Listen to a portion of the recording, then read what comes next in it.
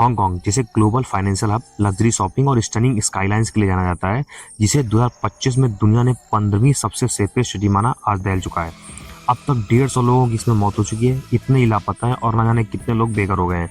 बताते हैं कि अथॉरिटीज को पहले ही ऐसे खतरे के लिए अलर्ट किया जा चुका था, but due to negligence by the construction firms and violation of fire retardant standards, दुनिया की one of the worst fire tragedy को होने दिया। ताइपो डिस्ट्रिक्ट में वांगफुक कोर्ट रेसिडेंशियल कॉम्प्लेक्स के 8 ब्लॉक्स में से 7 ब्लॉक्स को इस आग ने धुआं कर दिया। रात में इन बिल्डिंग्स में हाई विंड स्पीड की वजह से ये पिक्चर और खतरनाक हो गई। 45 घंटे की कड़ी मशक्कत के बाद इसे रोक लिया गया। But now the question is why it happened and what are the main suspects behind this fire.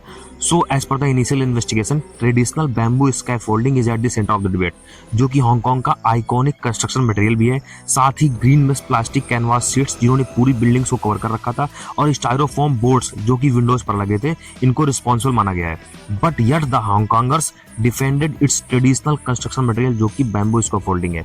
In this case अब तक इसमें 3 लोगों को अरेस्ट किया जा चुका है on the basis of negligence over construction safety standards, violation of smoking by firm workers and corruption on construction material.